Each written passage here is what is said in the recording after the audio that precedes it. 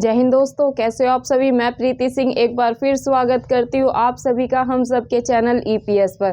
कल था दोस्तों संडे। आई होप मेरे सभी स्टूडेंट्स ने मेरी सारी क्लासेस की जो अपनी रिवीजन है वो कर ली होगी। दोस्तों मेरे करंट अफेयर के 33 लेक्चर ऑलरेडी कंप्लीट हो चुके हैं, तो वो जाके आपको मेरे चैनल ईपीएस पर देखना है। और आज हम करेंगे 34 नंबर की अपनी करंट अफेयर की क्लास एक प्यारे से कोट के साथ।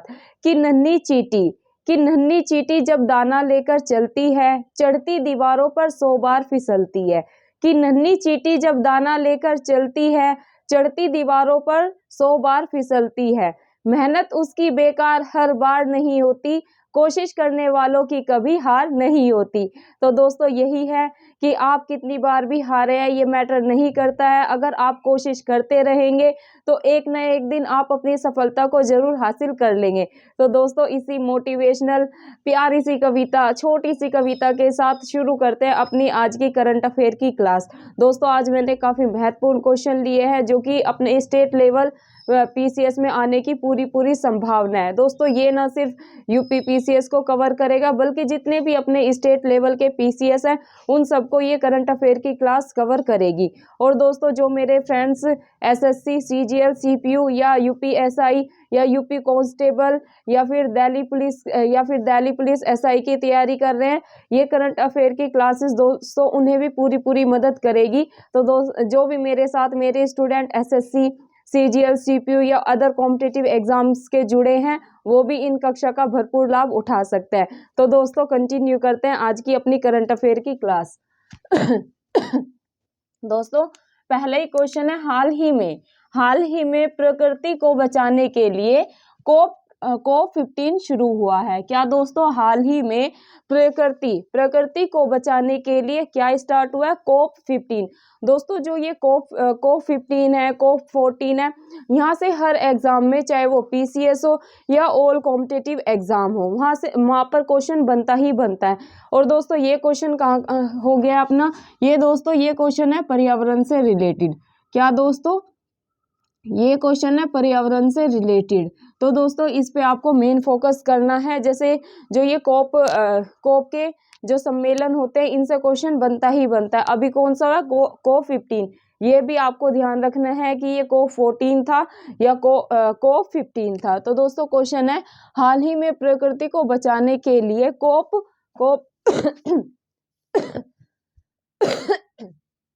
दोस्तों सॉरी, थोड़ी ठंड है तो गले में, तो आई होप सभी को दिक्कत हो रही होगी, तो थोड़ा सा कोऑपरेट करिएगा।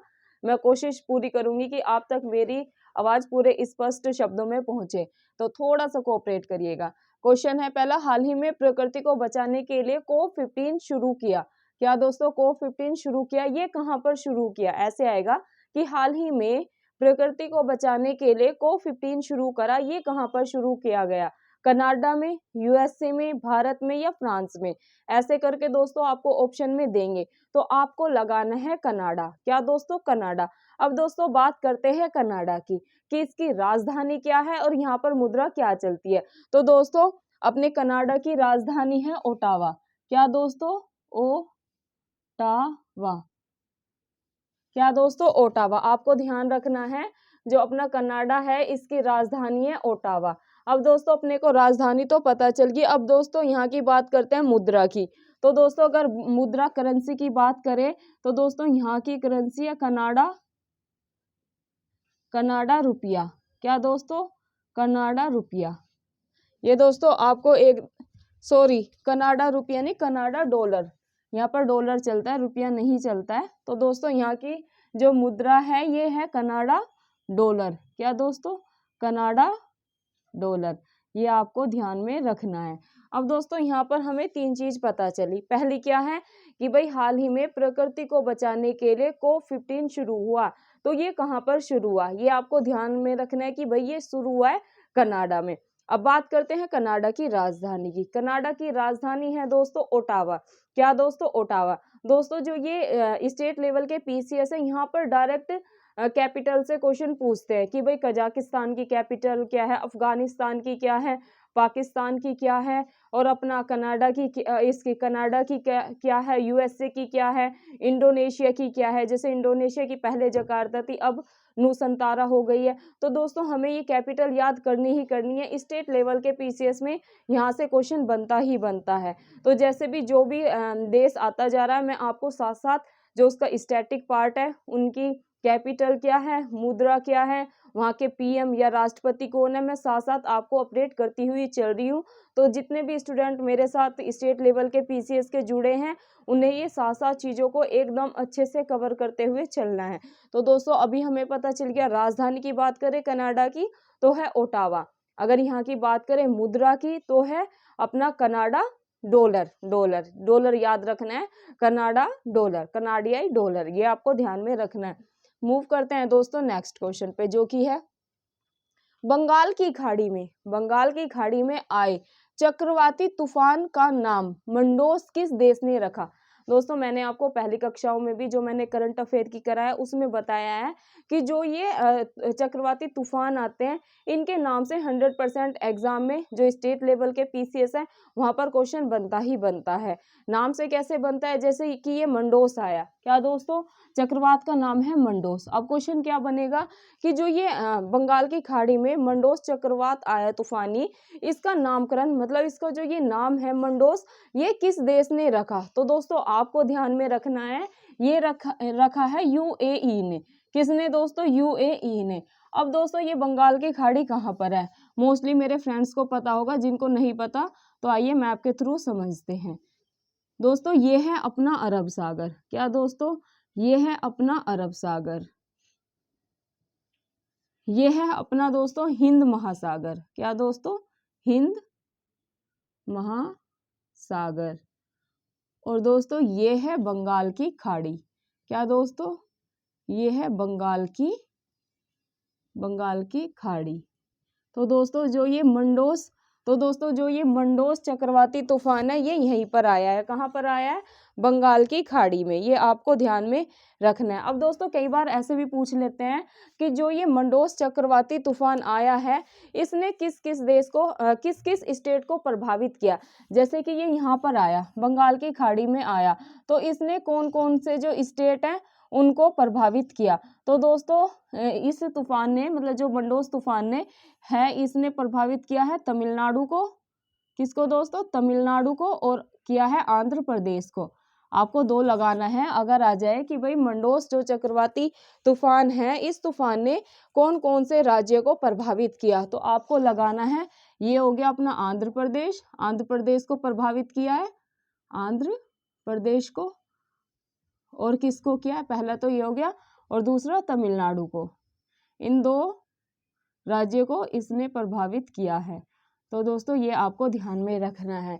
मेरे स्टूडेंट जितने भी मेरे साथ जुड़े हैं, मैं उनको बता दूं दोस्तों, इसमें क्या होता है, अगर आप किसी भी चीज़ को मैप के थ्रू समझते हैं, स्पेशली ज्योग्राफी को, ज्योग्राफी दोस्तों इतना इंटरेस्टिंग सब्जेक्ट है, लेकिन वो इंटरेस्टिंग तभी है जब आप उसको मैप के थ्रू समझेंगे। अब मैंने आपको, जैसे मंडोस चक्रवाती तूफान आया, कहाँ पर आया, तो बंगाल की खाड़ी में आया। मैंने आपको मैप से समझा दिया कि ये है इधर बंगाल की खाड़ी, और इसने जो मंडोस चक्रवाती तूफान है, इसने कौन कौन से स्टेट को प्रभावित किया। कई बार क्वेश्चन ऐसे भी बन जाता है कि क्या आंध्र प्रदेश और तमिलनाडु को, क्या आंध्र प्रदेश और अपना इसको आंध्र प्रदेश और कोई और ले लो स्टेट, जैसे कि हम ले लेते हैं उड़ीसा को, किया आंध्र प्रदेश या उड़ीसा को किया, ऐसे आपको 4 ऑप्शन में देंगे बना के। तो दोस्तों आपको ध्यान में रखना है, जो मंडोस चक्रवाती तूफान है जो कि आया है बंगाल की खाड़ी में, इसने प्रभावित किया है आंध्र प्रदेश को और तमिलनाडु को। और इस चक्रवाती तूफान का नाम मंडोस किसने रखा, मतलब नामकरण किसने किया, तो आपको ध्यान में रखना है यूएई ने किया। किसने किया, यूएई ने। तो दोस्तों ये हो गया अपना इन्वायरमेंट का भी ले सकते हो दोस्तों, जो ये क्वेश्चन है ना इन्वायरमेंट से रिलेटेड भी हो गया एक तरीके से, और वैसे तो ये ज्योग्राफी का क्वेश्चन है। किसका दोस्तों, ये हो गया ज्योग्राफी का क्वेश्चन। तो ये आपको ध्यान में रखना है, दोनों तरीके से, ये इन्वायरमेंट का भी है, अगर देखा जाए पर्यावरण से रिलेटेड भी है और भूगोल से रिलेटेड भी है। तो ये अपना जो स्टेट लेवल के पीसीएस होते हैं, यूपीएससी लेवल का होता है, वहाँ पर यूपीएससी में भी ऐसे क्वेश्चन बनते हैं।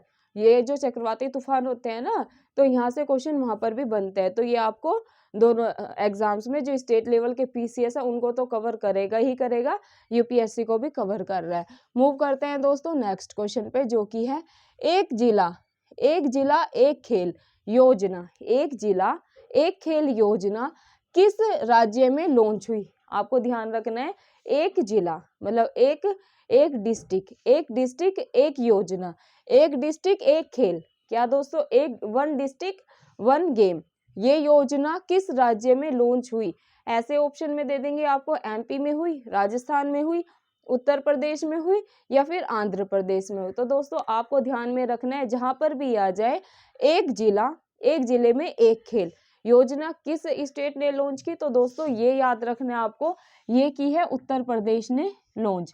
किसने दोस्तों? उत्तर प्रदेश। अब दोस्तों ये हो गया है यूपी पीसीएस के लिए स्पेशल, क्या दोस्तों, यूपी पीसीएस एग्जाम के लिए ये वहाँ का स्पेशल क्वेश्चन हो गया। तो ये जो भी बच्चे स्टेट यूपी पीसीएस का एग्जाम देंगे तो वहाँ के लिए ये महत्वपूर्ण क्वेश्चन बन गया। हम सोचते हैं ना कि जैसे भाई हम अलग अलग स्टेट के एग्जाम्स देते हैं, जैसे अगर हम एमपी पीसीएस के दे रहे हैं या फिर बीपीएससी का एग्जाम दे रहे हैं या यूपी पीसीएस का, तो हम सोचते हैं यार डिफरेंस क्या है स्टेट लेवल में।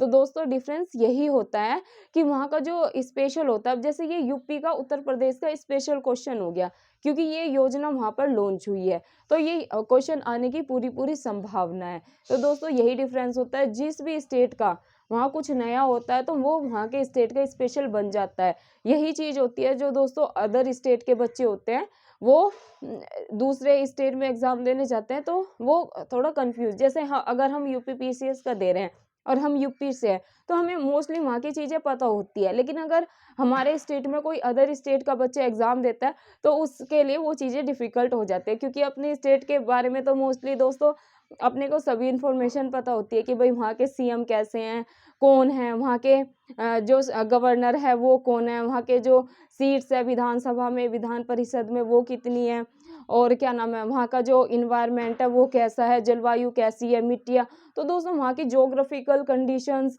हिस्टोरिकल बैकग्राउंड ऑलरेडी हम जो स्टेट वहाँ के स्टेट के स्पेशल बच्चे होते हैं जो उसी स्टेट से बिलोंग करते हैं उन्हें मोस्टली पता होता है, लेकिन जो वहाँ पर अदर स्टेट के बच्चे पीसीएस देने आते हैं उन्हें वो चीज़ें नहीं पता होती, तो उन्हें वो तैयारी करनी पड़ती है। तो मेरे साथ मेरे जो स्टूडेंट है वो काफ़ी मतलब अदर स्टेट से जुड़े हुए हैं, तो अगर वो यूपी पीसीएस का या कोई स्टेट का एग्ज़ाम देने तो मैं इसलिए कवर कराती हुई चलती हूँ कि भाई वो भी अपनी तैयारी अच्छे से करते जाए। जो यूपी के हैं वो तो उनके लिए तो है ही ज़रूरी, बाकी जो यूपी पीसीएस का और स्टेट के बच्चे एग्ज़ाम देंगे उनके लिए भी ये महत्वपूर्ण है, तो वो भी इन चीज़ों को अभी से कवर करते हुए चले। यूपी का स्पेशल थोड़ा पढ़ते हुए उनको चलना है।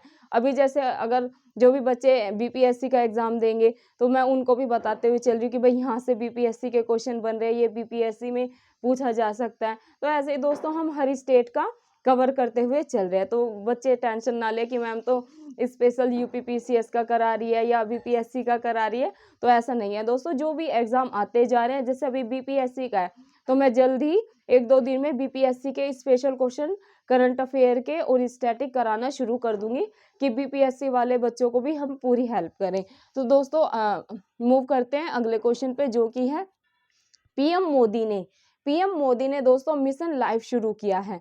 क्या दोस्तों? पीएम मोदी ने मिशन लाइफ का उद्घाटन किस राज्य में किया?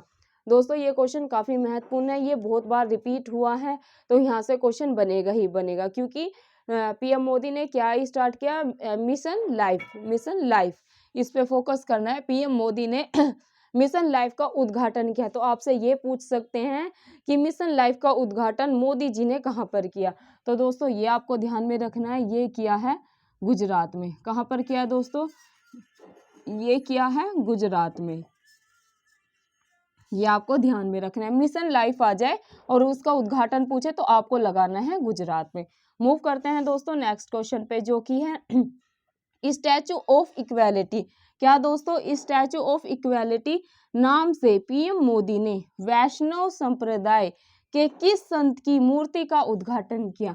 दोस्तों इस पे आप 3 स्टार लगा लो, ये आपको किसी ना किसी स्टेट लेवल पीसीएस में 100% देखने को मिलेगा क्वेश्चन। क्या है? Statue of equality. Statue of equality, statue of equality का मतलब होता है समानता। स्टैचू ऑफ इक्वालिटी नाम से पीएम मोदी ने वैष्णव संप्रदाय के किस संत की मूर्ति का उद्घाटन किया है? तो दोस्तों किस संत की मूर्ति का उद्घाटन किया है? ये किया है स्वामी रामानुजाचार्य का। किसका दोस्तों? स्वामी रामानुजाचार्य का। अब दोस्तों बात करते हैं कि ये कितने फीट ऊंची मूर्ति है। ऐसे भी पूछ ले कि जो संत रामानुजाचार्य है इनकी कितने फीट ऊंची मूर्ति बनाई गई है, ये मतलब उद्घाटन किया है मोदी ने। तो दोस्तों ये अगर इसकी ऊंचाई से क्वेश्चन पूछे तो आपको लगाना है, ऑप्शन में दे दे आपको 214 फीट, 215 फीट, 216 फीट। तो दोस्तों आपको लगाना है ये मूर्ति ऊंची है 216 फीट, 216 216 फीट ऊंची मूर्ति है ये। कौन सी? अपनी स्टैचू ऑफ इक्वेलिटी, जो कि किसके नाम पर, किस वैष्णव संप्रदाय के नाम पर, किस वैष्णव संप्रदाय के संत की है ये? तो आपको लगाना है, संत पूछे तो रामानुजाचार्य, बस आपको याद रखना है रामानुजाचार्य की कितने फीट ऊंची मूर्ति का उद्घाटन किया है? 216 फीट ऊंची मूर्ति का उद्घाटन किया है। किसने किया है आ जाए? तो आपको लगाना है पीएम नरेंद्र मोदी। किसने दोस्तों? पीएम नरेंद्र मोदी। ये आपको दोस्तों अच्छे से माइंड में बैठा लेना है। मैंने पिछली करंट अफेयर की क्लासेस में भी ये 1-2 क्लासेस में कवर कराया है, क्योंकि दोस्तों ये काफी महत्वपूर्ण क्वेश्चन है, तो ये तो आपको एकदम अपने मस्तिष्क में बैठा लेना है। मूव करते हैं दोस्तों नेक्स्ट क्वेश्चन पे, जो कि है भारत की आजादी के 75 वर्ष पूरे होने के साथ देश में कुल कितने रामसर स्थल हो गए हैं? क्या दोस्तों? आजादी के अपने कितने वर्ष कंप्लीट हो चुके हैं? 75। ये आपको फोकस करना है। आजादी, भारत की आजादी के 75 वर्ष पूरे होने के साथ देश में कुल कितने रामसर स्थल हो गए हैं? तो दोस्तों इसे याद करने में कोई ऐसा आपको माइंड पे लोड नहीं लेना है, ये दोस्तों पर्यावरण का क्वेश्चन है। और दोस्तों रामसर स्थल इतना महत्वपूर्ण टॉपिक है, इसमें ना सिर्फ स्टेट लेवल के पीसीएस में प्री में क्वेश्चन आता है, बल्कि दोस्तों मेंस में भी क्वेश्चन बनता ही बनता है। तो आपको एकदम अच्छे से बैठा लेना है। अभी रामसर स्थल कितने हो गए हैं? 75वां आजादी दिवस था, 75वां। हमारे आजादी को कितने साल हो चुके हैं? 75 वर्ष कंप्लीट हो चुके हैं। ये तो आप सभी को पता होगा, ये इन्फॉर्मेशन मेरे सभी स्टूडेंट को पता होगी कि भाई आजादी के अपन 75 साल कंप्लीट कर चुके हैं। तो दोस्तों आजादी के 75 वर्ष कंप्लीट हो चुके हैं और रामसर स्थल की भी दोस्तों संख्या हो चुकी है कितनी? 75। 75 आजादी वर्ष कंप्लीट हो चुके हैं, 75वां, और 75 ही हो चुके हैं दोस्तों रामसर स्थल कंप्लीट। ऐसे आपको ध्यान में रखना है। तो अगर आ जाए कि अभी रामसर स्थल कितने हो गए हैं? रामसर स्थल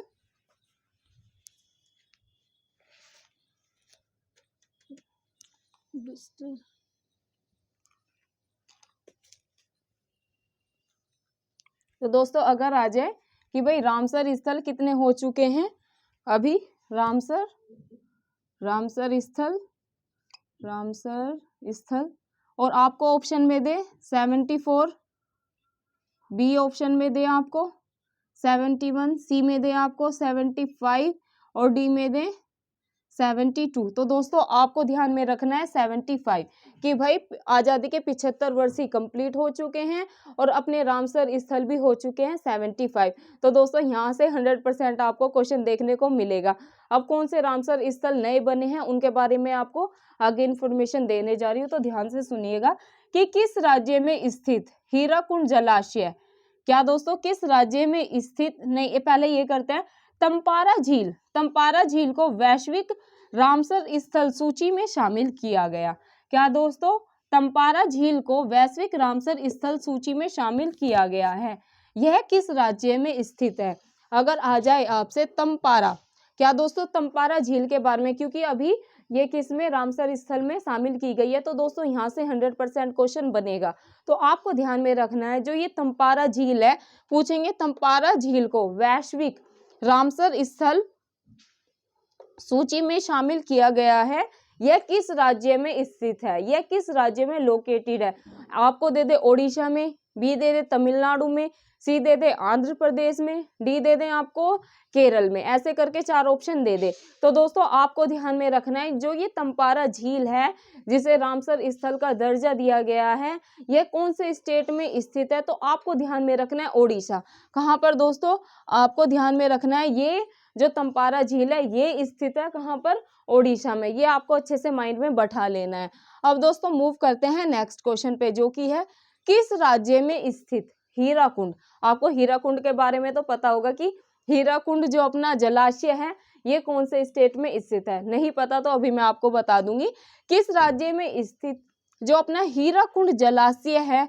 हीराकुंड को भी दोस्तों, हीराकुंड जो जलाशय है इसको भी रामसर स्थल सूची में शामिल किया गया है। तो आपसे क्वेश्चन पूछेंगे कि जो ये हीराकुंड जलाशय है ये कहाँ पर स्थित है। ऐसे दे देंगे ओडिशा, आंध्र प्रदेश, चार आपको ऑप्शन में देंगे। बस आपको तो यही ध्यान में रखना है कि भाई जो हीराकुंड जलाशय है इसको भी रामसर स्थल मतलब रामसर सूची में शामिल कर लिया गया है। और ये हीराकुंड जलाशय कहाँ पर स्थित है तो आपको ध्यान में रखना है ये है उड़ीसा में।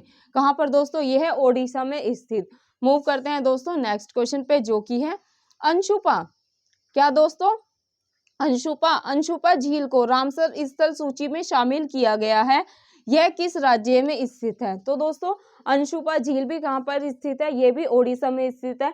तो दोस्तों जो ऐसे फैक्चुअल क्वेश्चन है ना इनको हम जल्दी जल्दी स्पीड में कवर करेंगे और जहाँ पर डिटेल में समझाने की आवश्यकता होती है दोस्तों वहां पर मैं आपको डिटेल में समझा देती हूँ। अब देखो ये फैक्चुअल चीजें हैं कि भाई याद करना है तंपारा झील कहाँ पर, तंपारा को रामसर सूची में शामिल किया गया। ये कौन से स्टेट में, तो ये ओडिशा में। हीराकुंड जलाशय आ जाए, इसको भी रामसर स्थल सूची में, जो ये अपना हीराकुंड है इसको भी रामसर सूची में सम्मिलित किया गया है। ये कहाँ पर है दोस्तों, ये भी ओडिशा में। अगर आपसे पूछ ले अंशुपा झील किस राज्य में स्थित है जिसे रामसर सूची में शामिल किया गया, तो दोस्तों ये भी है अपने उड़ीसा राज्य में स्थित। मूव करते हैं दोस्तों अपने नेक्स्ट क्वेश्चन पे जो कि है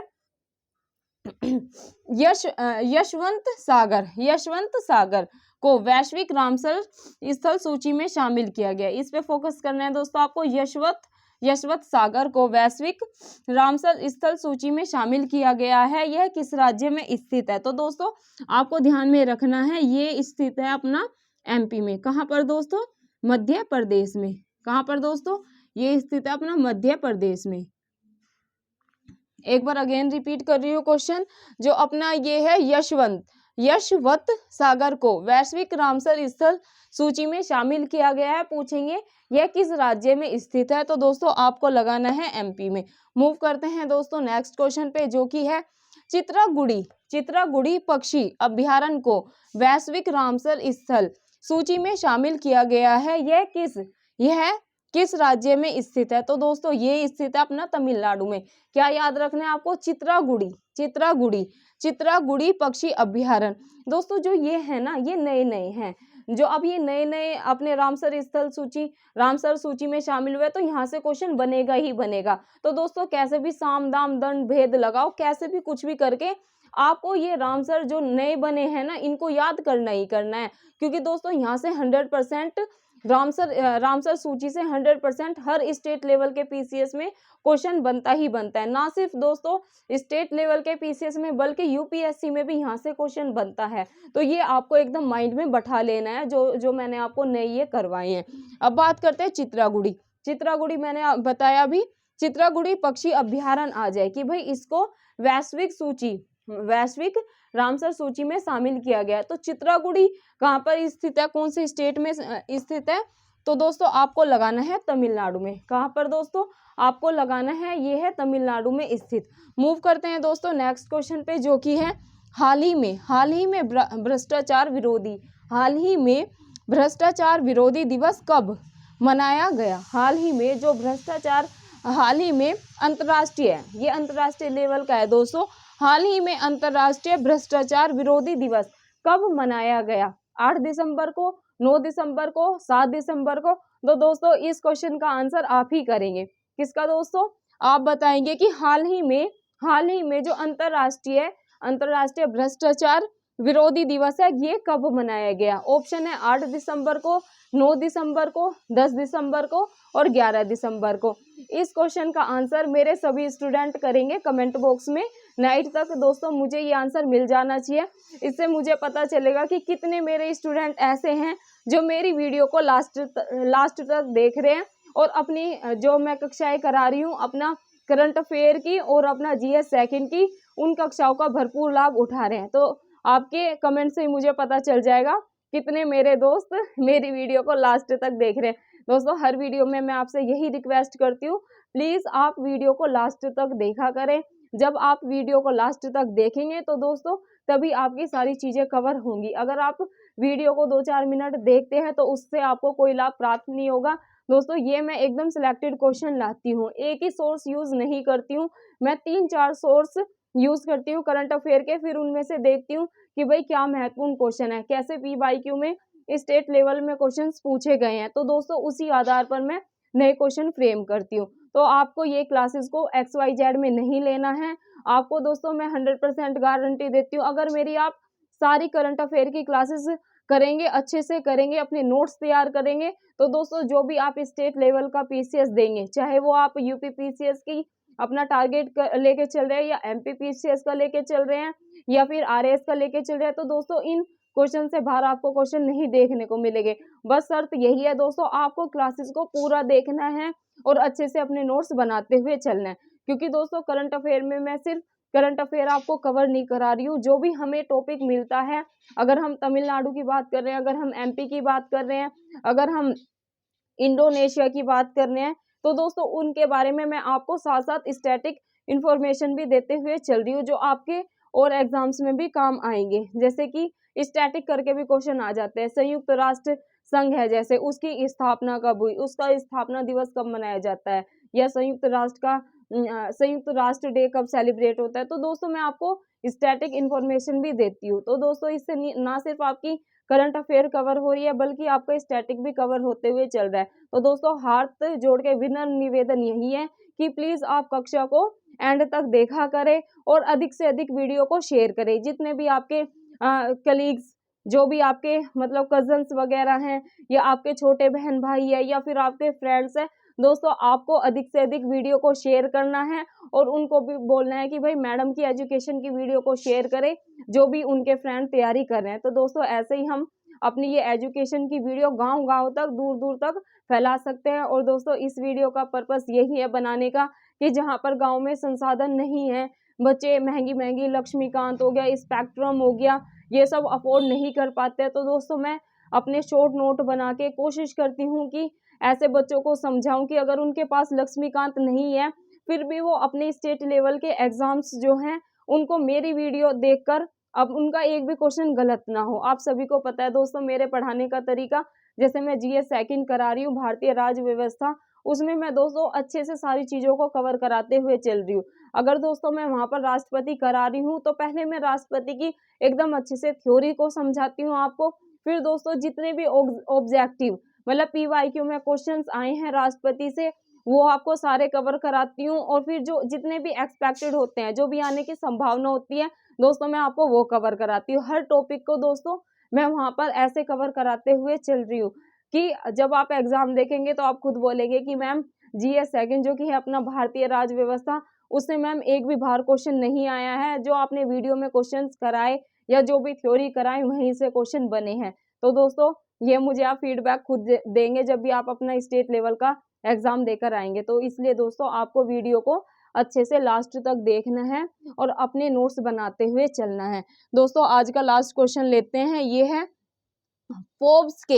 फोर्ब्स के द्वारा जारी दुनिया की सबसे शक्तिशाली महिलाओं की सूची में निर्मला सीतारमण कौन से स्थान पर है? क्या दोस्तों हाल ही में जो फोर्ब्स के द्वारा जारी दुनिया की सबसे शक्तिशाली महिलाओं में जो अपनी निर्मला सीतारमण है, इनका कौन सा स्थान रहा? तो दोस्तों ये इस क्वेश्चन का भी आंसर आप ही मुझे देंगे, क्योंकि जैसे हैप्पी जी हैं और ज्योति किरण जी हैं, पूनम जी है, वो मुझे काफी रिक्वेस्ट करती हैं कि मैम हमें होमवर्क के लिए भी क्वेश्चन दिया करें, हम आंसर करेंगे। तो इन दोनों क्वेश्चंस का जो मैंने आपको दिया है कि हाल ही में जो अंतर्राष्ट्रीय भ्रष्टाचार विरोधी दिवस है, ये कब मनाया जाता है, ये भी आप ही मुझे बताएंगे कमेंट करके।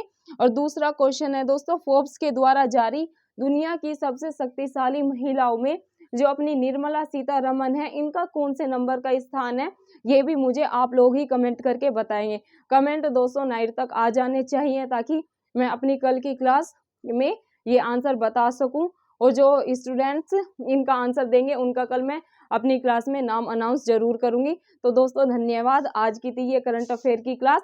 आपको दोस्तों क्या करना है, आपको चैनल को अगर सब्सक्राइब नहीं किया है तो आप मेरे चैनल को सब्सक्राइब कर ले और जो बेल आइकन होता है ना, घंटी को दबा ले, ताकि जब भी मैं अपनी क्लास शूट करके डालूं सबसे पहले मेरी कक्षा मेरे स्टूडेंट के पास पहुंचे और वो कक्षा का भरपूर लाभ उठाएं। दोस्तों सिर्फ आपको लाभ नहीं उठाना है, आपको ज़्यादा से ज़्यादा वीडियो को शेयर करना है, ताकि हम सबकी जो गांव में बैठ के हमारे बहन भाई तैयारी कर रहे हैं, कोचिंग नहीं ले पा रहे हैं या उनके पास संसाधन नहीं है, किसी अभाव के कारण, आर्थिक अभाव के कारण वो अपनी तैयारी को छोड़ देते हैं या उनकी आशा टूट जाती है कि हम नहीं कर सकते, हमारे पास सोर्स नहीं है, ताकि दोस्तों हम उनकी हेल्प कर पाएँ। और जिनका भी सपना एक सरकारी नौकरी पाने का है, चाहे वो एसएससी की हो या एसडीएम, वो एसडीएम बनना चाहते हैं, डीएसपी बनना चाहते हैं या आईएएस आईपीएस बनना चाहते हैं, ताकि दोस्तों उनका सपना सिर्फ एक मात्र सपना बनकर ना रह जाए, वो अपने सपने को साकार करे। क्योंकि दोस्तों आप सभी को पता है, जब किसी भी बच्चे का, स्टूडेंट का सपना मरता है, सिर्फ उसका सपना नहीं मरता है, वो स्टूडेंट अपने सपने के साथ खुद भी मर जाता है। ठीक है, तो हमें किसी के भी दोस्तों सपने को नहीं मारना। अगर हम उनके सपने में अपना थोड़ा सा भी योगदान दे पा रहे हैं तो दोस्तों ये हमारे लिए सौभाग्य की बात होगी। और ये कब होगी, जब आप वीडियो को अधिक से अधिक शेयर करेंगे और वीडियो को दोस्तों गांव-गांव में फैलाने में मेरी मदद करेंगे। और दोस्तों डिस्क्रिप्शन में मैं अपना टेलीग्राम लिंक डाल दूंगी, तो शाम तक आपको दोस्तों जितनी भी मैंने कक्षाएं कराई हैं इनकी तो डाल दी है। 3-4 कक्षाओं की मैं थोड़ा टाइम की था मेरे पास लिमिटेशन, और कुछ घर के थोड़े काम थे वो निपटाए हैं, महत्वपूर्ण काम थे तो थोड़ा बाहर जाना पड़ा। इस वजह से दोस्तों मैं अपना जो पीडीएफ है नहीं डाल पाई। आज शाम तक चिंता ना करें, मैं तीनों क्लास की पीडीएफ आपको डाल दूंगी। तो आप मेरे जो टेलीग्राम लिंक है, अपना टेलीग्राम लिंक डिस्क्रिप्शन में डाल दूंगी, उससे ज्वाइन हो जाना। तो सारी पीडीएफ आपको शाम तक उपलब्ध करा दूंगी। आपको क्या करना है, पीडीएफ को प्रिंट में निकलवा लेना है और अपनी रिवीजन करना है। कुछ भी अपडेटेड चीज होती है तो उसमें आपको नोट कर लेना है साइड में कि भाई इसके बारे में ये और अलग से इन्फॉर्मेशन दी है मैम ने, तो आपके साथ साथ अच्छे से नोट्स तैयार होते हुए चलेंगे। तो दोस्तों धन्यवाद, मिलते हैं आपको कल की कक्षा में। अपनी पढ़ाई अच्छे से करते रहे, रिवीजन करते रहें। जय हिंद, जय भारत।